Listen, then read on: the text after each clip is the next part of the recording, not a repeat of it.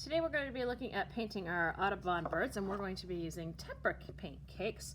And the way that you use these is you dip up water from your water bucket and you add it to the paint and then you stir it so that it makes a thick paint-like substance.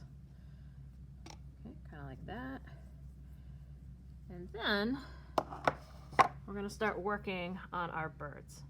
So you want to kind of remember they need a base layer first. So cardinals, at least, are all red. So I'm going to go through and I'm going to add my red. I'm going to be careful to use the point. You notice I never push with my paintbrush. I only pull with a pointed paintbrush, because that's the way we keep it nice and pointy. Now fill in those spaces. And it's okay if they're not perfectly smooth, because bird feathers aren't perfectly smooth. They have a little bit of texture to them. So you can leave a little bit of texture in your paint as you're painting. And then I'm going to do his tail. And we want these layers to dry a little bit before we add another layer. So what I'm going to do after I finish the bird is I'm going to go out and I'm going to work on the leaves a little bit. And that's going to be my lightest layer on my bird. So the lightest layer on my leaves is going to be a yellow color. Make sure I get all that out. If you ever get these dirty, just take a paper towel, wash them off. Right, and then I'm going to mix up my yellow for my leaves. And the sunshine's coming from this direction, so I'm going to make sure that I have the top of every leaf with some yellow on it from the sunshine.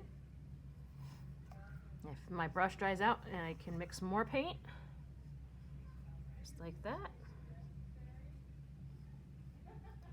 And then I'm going to have something similar with the bark. We're going to cover it up eventually, but to start with, I'm going to put that sunshine on the top edge of my tree bark as well. And I'll show you how we change it when we put the brown back in, but it's still going to make a difference to have the yellow in there. Like that. And then if you look at a cardinal's beak, they're not really orange. They're a little bit of brown. So I'm going to do a little bit of brown first on his beak.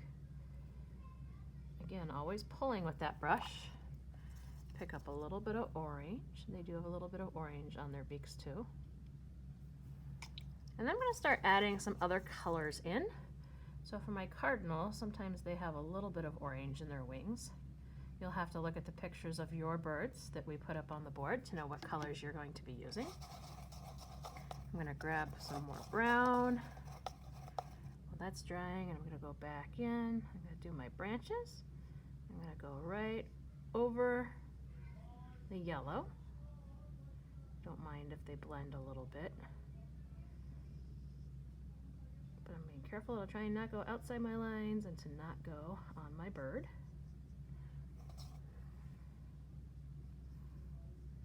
If you don't have brown in your palette, you can always make brown. My favorite way to make brown is using green and orange together. I think it gets a really nice warm brown tone to it. I'm going to paint right here underneath all the little twigs. Can't forget those. Down and off the edge of the page. There we go. And again, it's okay to leave it kind of stripy. It doesn't need to be perfectly flat and smooth. In fact, it looks more like a branch if you leave it a little bit textured like that. I'm going to rinse out my brush really well. I'm going to add the green to my leaves. So I'm going to mix up my green really, really well. And I'm going to go in and paint my leaves.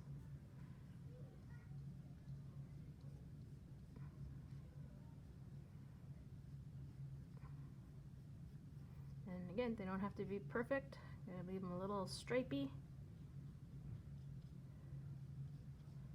Overlap the yellow just a little sometimes.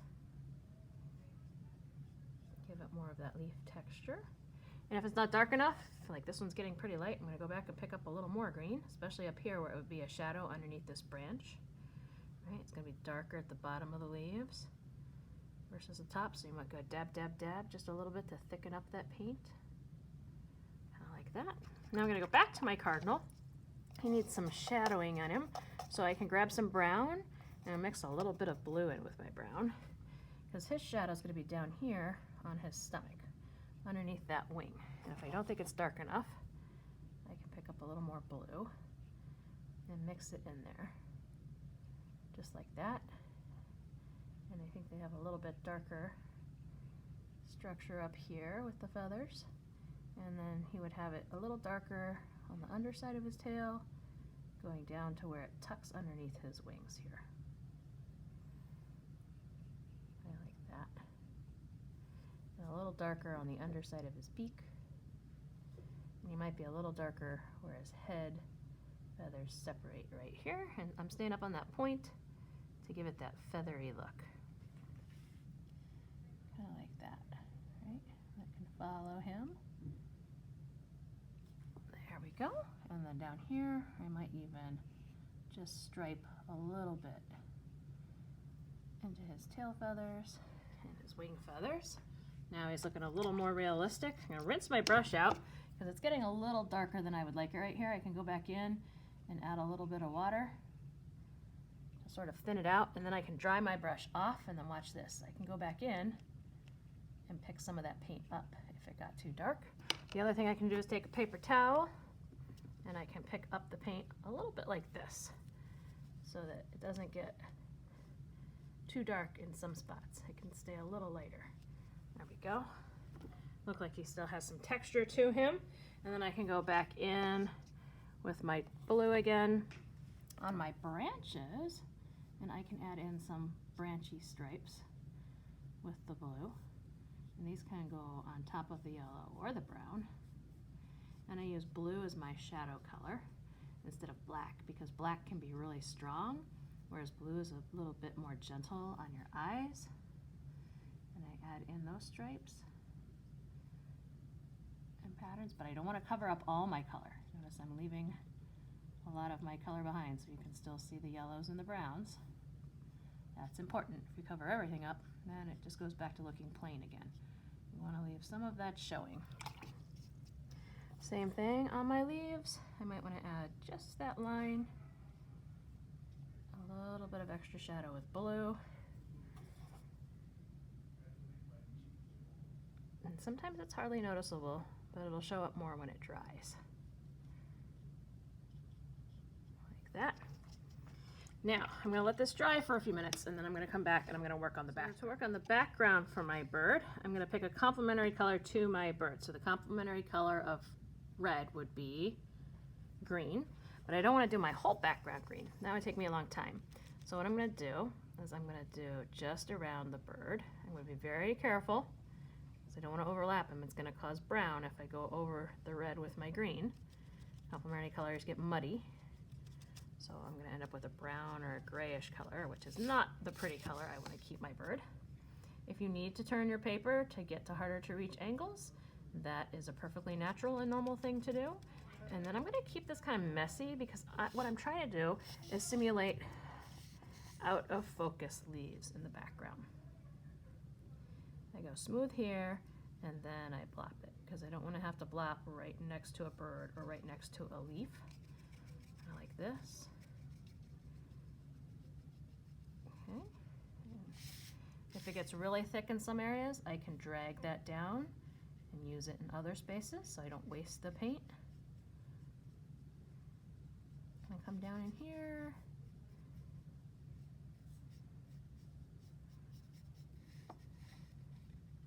Add a little more to get that bloppy look.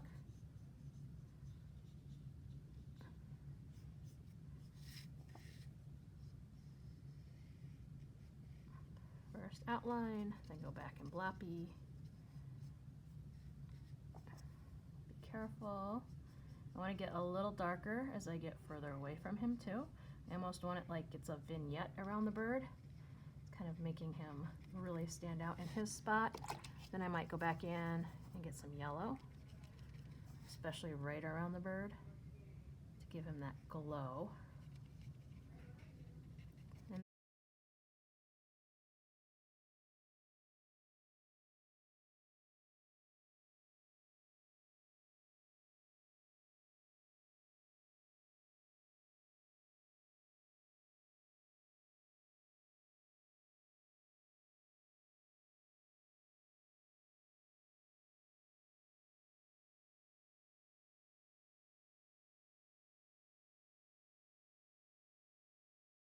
Once you're finished, you can see when we went blop, blop, blop, it makes these look like leaves that are out of focus in the background and really gives a focus on your bird. Go ahead and put it on the drying rack.